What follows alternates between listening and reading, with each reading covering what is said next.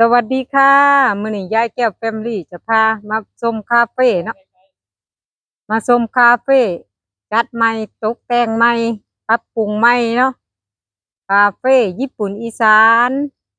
มาเที่ยวมาถ่ายรูปเซลฟี่ได้เด้อนี่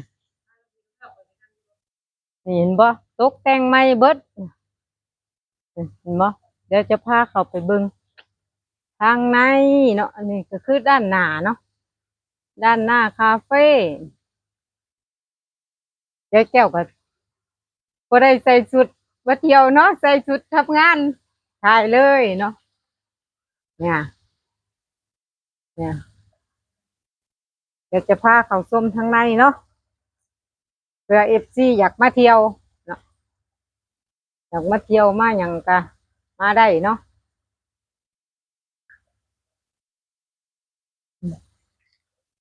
อยากมาเที่ยวคาเฟ่ญี่ปุ่นอีสานตรงนี้คือด้านนอกเดี๋ยวจะพาเขาส้มทางในเนาะเออนี่คือด้านในตกแต่งใหม่เบิดเนาะวันนี้เพิ่นหยุดมันเพิ่นหยุดแต่จะเปิดไฟมันมืดเนาะเห็นปะนี่คือด้านในคาเฟ่ญี่ปุ่นอีสานตกแต่งใหม่เบิดเลยอันนี้ก็เป็นวิวภาพวิวเนาะตกแต่งใหม่หมดเลยเนาะนี่เห็นบ่งามบ่พี่น้องสวยไหมสวยไหมนี่ก็เป็นโซฟานั่งเนาะนั่งกินกาแฟขนมนมเนยมีเบิดเครื่องดื่มเหล้าเบียร์ข้าวต้มขนมมีเนาะผู้ใดอยากมาเที่ยวคาเฟ่ญี่ปุ่นอีสานของแทนคุณว่านไทยเนาะ มื้อนี้เพิ่นหยุดเด้อค่ะมื้อนี้มื้อนี้เพิ่นหยุดปกติเพิ่นก็บ่หยุดดอกวันอังคารเพิ่นสิหยุดวันจันทร์เนาะ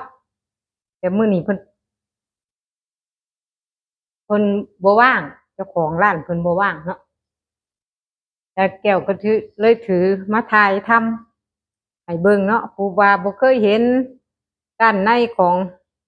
คาเฟญี่ปุ่นอีสานเป็นจั่งใดคาเฟก็คือร้านกาแฟค่ะเป็นร้านกาแฟเด้อบ่แม่นร้านอาหารเด้อแต่ก่อนก็เฮ็ดอาหารอยู่ข้างหลังเนาะบัดนี้ก็เลยบ่ได้เฮ็ดมันคนมันน้อยเนาะมันเฮ็ดบ่ทันมันหลายอย่างก็เลยปิดกิจการไปแต่ก่อนมันเมื่อยมันเมื่อยมันเฮ็ดบ่ไหวนี่แหละคือร้านกาแฟญี่ปุ่นอีสานจัดใหม่หมดเลยค่ะ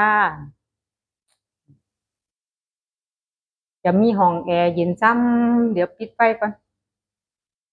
ปิดไฟก่อนนะคะปิดไฟก่อน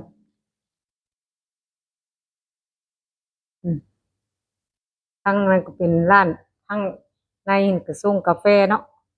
เข้าไปดอกมันฮ้อนเดี๋ยวไปชมด้านนอกมานี่ด้านนอกก็สวยงามด้านนอกกับร่มรื่นต้นไม้ร่มรื่นเย็นสบายมีน้ำตกเนาะเดี๋ยวปิดประตูไว้ก่อน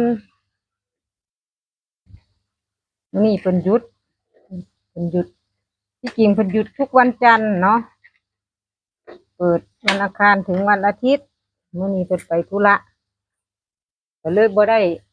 เปิดวันนี้เปิดแต่บ่อตกปลาเนาะบ่อตกปลาเปิดอยู่มีลูกค้ามาอยู่บ่อตกปลากันนะด้านนี้ก็คือน้ำตก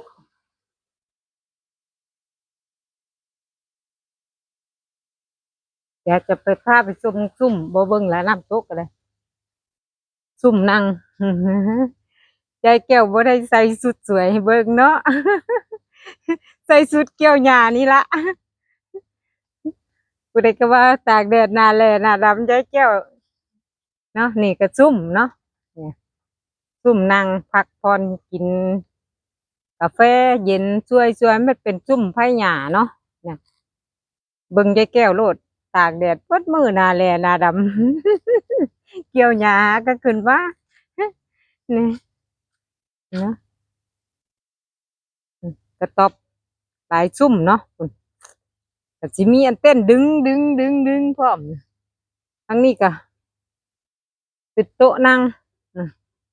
โต๊ะนั่งพูนมองคือสิบ่ไปชมดอกไม้ดอกเนาะ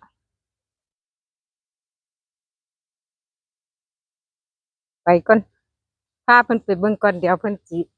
ดอกไม้ก็บ่ทันได้งามดอกมันตายแน่แล้วมันโดนแล้วมันเบิดอายุไขเนาะด้านนี้ก็คือน้ำตกน้ำตกมีปลาคาร์ฟพร้อมน้ำตกที่ยายแก้วแฟมิลี่ถ่ายคลิปให้เบิ่งกันละ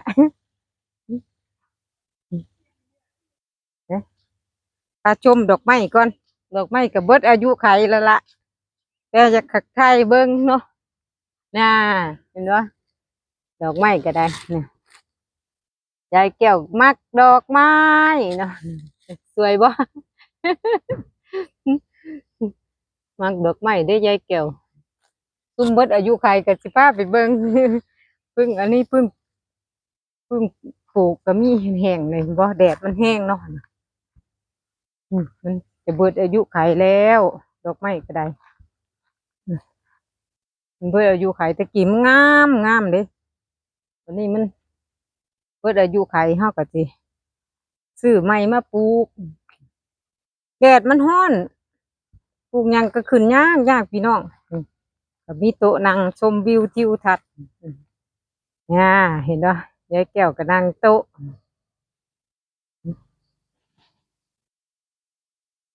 หมองนั่งบืดบ่อยากหมองแท่งสนุกก็มีเนาะห้องน้ำก็มีห้องน้ำมี3 ห้องเนาะแต่บ่ได้พาไปเบิ่งมันสิโดนโพดเนาะจังจ้ะมื้ออื่นมาเด้อมาคาเฟ่เด้อมื้ออื่นเด้อ ผู้ใดอยากเห็นตัวจริงยายแก้วก็ฟ้าวมา ตามอายุเนาะอายุก็54แล้วเนาะ